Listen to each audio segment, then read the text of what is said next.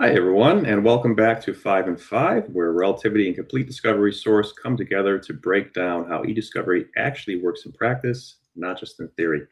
I'm Mike Kolek, Senior Manager in our Technical Account Management team at Relativity, and today we're going to be talking about a topic that's on just about everyone's mind right now. What's the real cost when moving from Relativity Server to RelativityOne? Joining me today is Rich Dawes, Vice President of Operations at CDS. Thanks for making the time to explore what potential clients need to know, Rich. Hi, Mike. Thanks for having me. All right, let's get into it. So, Rich, when clients start thinking about moving to RelativityOne, what's the first thing they typically ask you? Every time without fail, are my costs about to blow up? And I get it. For years, server didn't always show you what you were really carrying. Costs were bundled, data sat there quietly.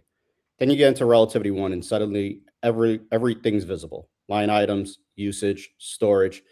It feels like things got more expensive overnight. They didn't. You're just seeing the truth of the data for the first time. Got it. So let's unpack that a little bit more. Is a terabyte really a terabyte when you move from server to RelativityOne? Not even close. And this is where people get tripped up the most. A terabyte in server isn't always a terabyte in RelativityOne. Server carries extra weight, indexes, database structures, things that don't translate to cost in RelativityOne.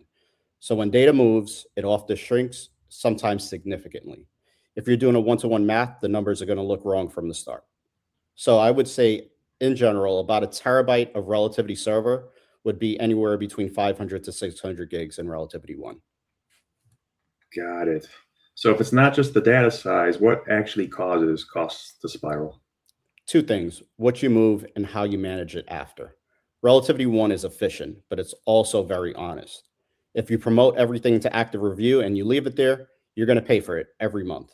The teams that manage costs are well disciplined. They're intentional about what moves into review, what stays upstream, and what gets archived. It's really important that you use RelativityOne's different storages in order to get the maximum flexibility and costs. Awesome.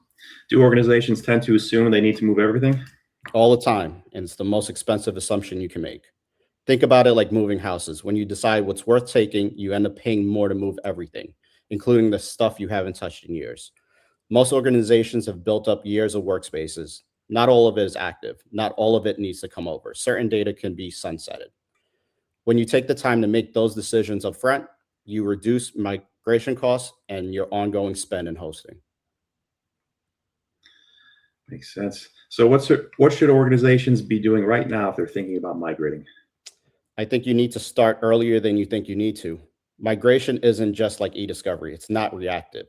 It's very structured. It's paced. It requires decisions upfront.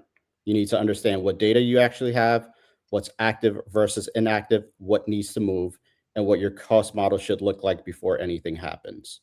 I would say the longer you take to migrate or to move to RelativityOne, the more your costs are going to be downstream. Awesome. Rich, really appreciate you walking through that. It's a great reminder that cost isn't just about the platform, it's about how you approach it.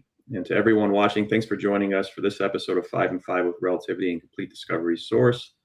As more organizations make the move to RelativityOne, understanding what actually drives costs is critical to getting it right.